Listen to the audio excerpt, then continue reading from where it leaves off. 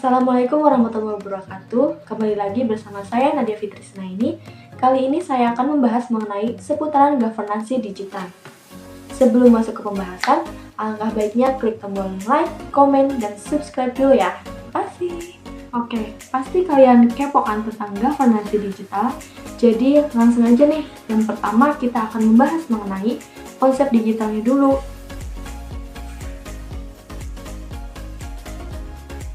Perkembangan dan kemajuan teknologi membawa perubahan besar di seluruh dunia. Perubahan tersebut mempermudah kebutuhan manusia apabila pemanfaatan teknologinya benar. Kemajuan teknologi tersebut dapat disebut dengan istilah digital. Digital adalah suatu bentuk modernisasi ataupun pembaharuan dari penggunaan teknologi, yang mana sering dihubungkan dengan hadirnya internet dan teknologi komputer, di mana semua hal bisa dilakukan dengan suatu peralatan canggih agar mampu mempermudah urusan manusia.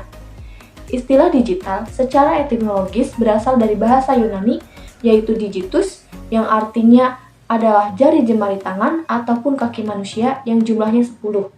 Dalam hal ini, maka nilai 10 tersebut terdiri dari dua radix, yakni 1 dan 0. Demikianlah asal mula digunakannya istilah digital di dalam bilangan biner. Saat ini, kita sedang berada di era digital. Di era digital ini, kita lebih mudah dalam mendapatkan berbagai informasi melalui internet dengan dukungan gawai yang memadai. Era digital adalah suatu masa yang sudah mengalami perkembangan dalam segala aspek kehidupan dari yang tadinya analog menjadi serba digital atau menggunakan teknologi. Sedangkan teknologi digital adalah suatu alat yang tidak lagi menggunakan tenaga manusia secara manual, tetapi lebih pada sistem pengoperasian otomatis dengan sistem komputerisasi atau format yang dapat terbaca oleh komputer. Perkembangan teknologi melahirkan media baru yang disebut media digital. Contoh dari media digital yaitu program komputer dan perangkat lunak seperti citra digital, digital video, video games, halaman web, dan situs web, termasuk media sosial, data dan database digital audio seperti MP3, MP4, dan buku elektronik. Selain hal tersebut, terdapat beberapa contoh dari teknologi digital, yaitu yang pertama, digital dalam hal komunikasi. Digital dalam hal komunikasi paling banyak digunakan manusia, sebab manusia merupakan makhluk sosial yang tidak akan terlepas dari kebutuhan interaksinya terhadap sesama. Maka dari itu, istilah digital dalam komunikasi mengalami perkembangan serta inovasi yang cepat. Sebagai contohnya yaitu smartphone, televisi digital, tablet, laptop, radio, dan lain sebagainya. Lalu yang kedua yaitu digital dalam bidang industri. Selain di bidang komunikasi, jenis dari teknologi digital yang selanjutnya yaitu di bidang industri. Sebagai contohnya yaitu big data, artificial intelligence, cloud computing, dan lain sebagainya. Lalu yang ketiga yaitu digital dalam hal edukasi. Perkembangan digital membawa perubahan mendasar di bidang edukasi untuk mempermudah interaksi tenaga pendidik dan siswa secara lebih efisien dan efektif. Contohnya yaitu seperti penerapan aplikasi pendidikan berbasis digital, yaitu e-learning, virtual meeting, dan sebagainya. Nah, tadi kita udah tahu nih tentang digital. Yang selanjutnya, pasti kita pengen tahu kan, apa sih governance digital itu? Kemajuan dan perkembangan di bidang teknologi tentunya akan membuat perubahan besar di seluruh dunia, yang tentunya era digitalisasi saat ini bukanlah sesuatu yang terjadi secara instan. Era digitalisasi ini salah satunya dalam lingkup pemerintahan. Penggunaan berbagai jenis teknologi digital dalam tata kelola pemerintahan dapat mempermudah segala urusan dalam pemerintahan, termasuk kemudahan akses masyarakat dalam mendapatkan pelayanan. Menurut Ali Rohman pada tahun 2021, governance digital atau lebih dikenal dengan e-governance atau electronic governance merupakan wujud dari governance atau tata kelola pemerintahan yang dijalankan oleh pemerintah pusat dan daerah di dalam melakukan pelayanan publik ke masyarakat dengan berbasis teknologi. Dalam hal ini, governance digital diartikan sebagai salah satu bentuk atau model tata kelola pemerintahan atau organisasi yang berlandaskan pada kekuatan teknologi digital, di mana berbagai layanan pemerintah terhadap warga negara tersedia dalam satu alat sistem yang dapat dengan mudah diakses. E-governance merupakan bentuk dukungan terhadap jalannya e-government, dengan menekankan hubungan antara pemerintah, masyarakat, dan swasta berbasis teknologi informasi, atau lebih mudah diartikan sebagai bentuk tata kelola terhadap implementasi e-government. E-governance mengacu pada pemanfaatan teknologi informasi dan komunikasi untuk menyediakan layanan pemerintah, menyebarkan informasi, kegiatan komunikasi, dan penggabungan sistem dan layanan yang berdiri sendiri dan bermacam-macam antara berbagai model, proses, dan interaksi dalam struktur keseluruhan. Nah, setelah mengetahui tentang governance digital, kita pasti pengen tahu kan contoh dari governance digital. Berikut ini merupakan contoh dari governance digital. Yang pertama yaitu rekrutasi CPNS menggunakan sistem chat atau Computer Assisted Test. Beberapa pemerintah daerah bekerja sama dengan akademisi dalam mewujudkan Future City berbasis Linux open source dalam bentuk Smart City. Yang selanjutnya yaitu program iktp. Lalu yang selanjutnya video conference antara presiden dengan para gubernur dalam memasang jaringan video conference. Lalu yang terakhir yaitu pengembangan private cloud dengan memanfaatkan teknologi open source dan sistem operasi Linux. Setelah kita mengetahui tentang digital, governance digital, dan contoh-contohnya, sekarang kita pasti pengen tahu kan, kenapa sih sekarang ini diperlukan governance digital?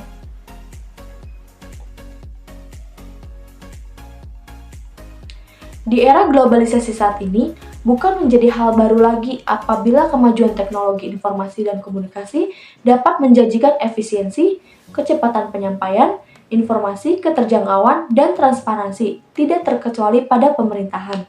Terlebih, di dalam era digital saat ini, perlu untuk mewujudkan pemerintahan yang baik atau good governance, dengan menggunakan teknologi informasi dan komunikasi atau biasa disebut e-government. Melalui e-government pula, peningkatan pelayanan publik dapat terwujud. Oleh karena itulah, di era sekarang ini diperlukan adanya governance digital. Seperti yang dikemukakan oleh Dwianto dalam Hall 2011, bahwa birokrasi pemerintah dapat mengembangkan penggunaan teknologi informasi dan komunikasi dalam pelaksanaan kegiatan pemerintahan, mempermudah interaksi dengan masyarakat, dan mendorong akuntabilitas serta transparansi penyelenggara pemerintahan publik.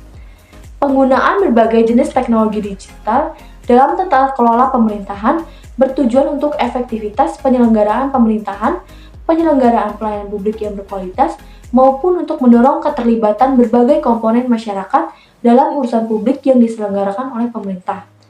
Perkembangan teknologi yang semakin canggih dan tuntutan masyarakat yang semakin luas akan kemudahan dalam mendapatkan layanan yang terbaik dari pemerintah membuka peluang pemerintah untuk melakukan digitalisasi terhadap sistem pelayanan yang selama ini dilakukan dengan cara konvensional.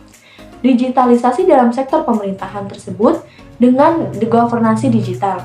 Di era sekarang ini, dalam sektor pemerintahan tentu sangat diperlukan governance digital untuk mempermudah pemerintah dalam memberikan pelayanan kepada masyarakat, dan begitupun sebaliknya. Masyarakat menjadi lebih mudah dalam mendapatkan informasi dan mendapatkan pelayanan yang dibutuhkan, sehingga efektivitas dan efisien dapat diwujudkan oleh tuntutan zaman yang semakin maju, serta mewujudkan transparansi di dalam pemerintah untuk meningkatkan kepercayaan masyarakat terhadap pemerintah.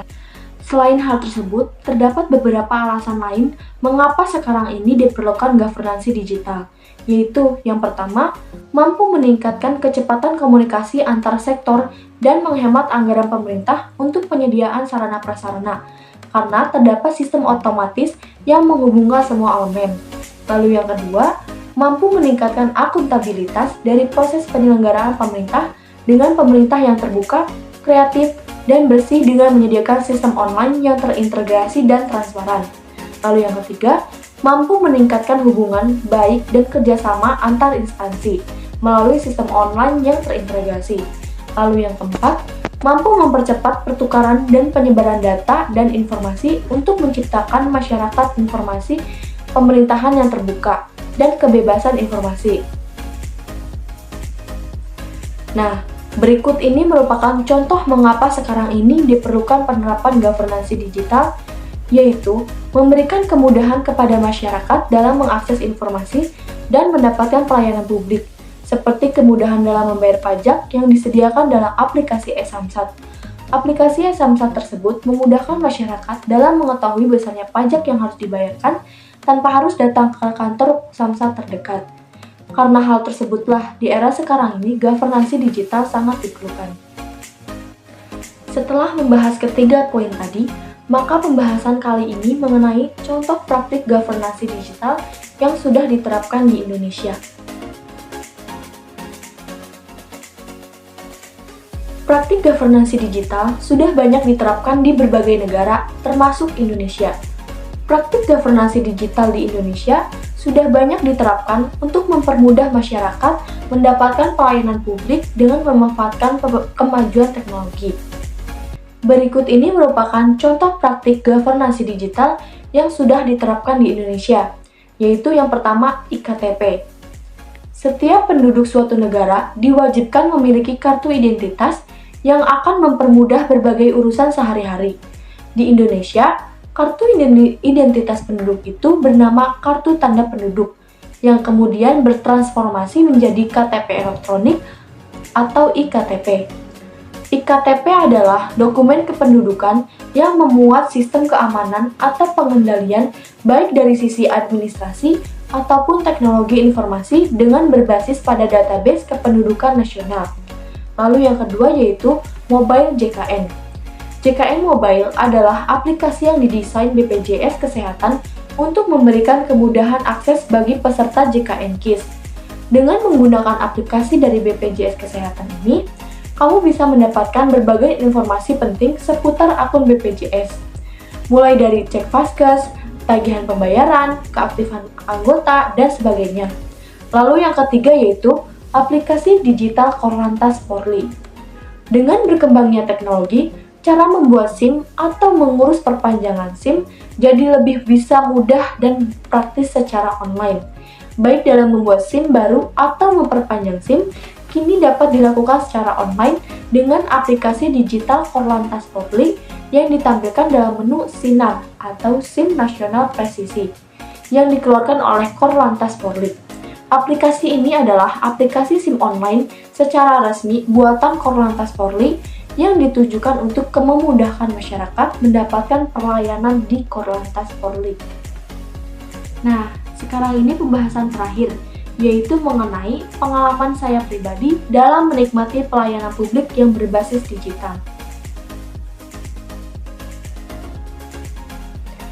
Praktik governansi digital telah diterapkan di dalam pemerintahan Indonesia. Hal tersebut dirasakan oleh saya pribadi dalam mendapatkan pelayanan publik yang berbasis digital. Pengalaman pribadi saya tersebut yaitu kemudahan dalam mendapatkan informasi terkait PPID yang terdapat di dalam website Pemkab. Website Pemkab di sini ketika saya mendapatkan tugas untuk mencari tahu tentang website Pemkab yang di dalamnya terdapat PPID. PPID adalah kepanjangan dari Pejabat Pengelola Informasi dan Dokumentasi yang berkaitan dengan pengelola dan penyampaian dokumen yang dimiliki oleh badan publik sesuai dengan amanat menurut Undang-Undang Nomor 14 Tahun 2008 tentang Keterbukaan Informasi Publik. Kemudahan di sini ketika kita membutuhkan informasi terkait informasi serta-merta, sesaat dan setiap saat, kita tidak perlu mendatangi secara langsung ke kantor pemerintah kabupaten, tetapi hanya tinggal mengecek di dalam website yang disediakan oleh pemerintah kabupaten, dan apabila informasi yang dibutuhkan itu tidak ada, maka kita dapat menghubungi ke dalam CP yang tertera di dalam website tersebut. Lalu, yang kedua yaitu kemudahan dalam mengecek BPJS Kesehatan terkait fasilitas kesehatan, tagihan BPJS, dan keaktifan peserta. Dalam mendapatkan informasi tersebut, saya tidak perlu capek-capek datang ke kantor BPJS secara langsung, melainkan dapat mengeceknya melalui aplikasi JKN Mobile yang dibuat oleh pemerintah untuk memudahkan masyarakat. Nah, selesai sudah pembahasan kali ini mengenai governansi digital beserta contoh penerapannya. Semoga video ini bisa membantu kalian semua. Apabila terdapat kesalahan dalam penyampaian materi, mohon masukannya. Sekian pembahasan kali ini dari saya. Mohon maaf apabila terdapat kesalahan. Bye!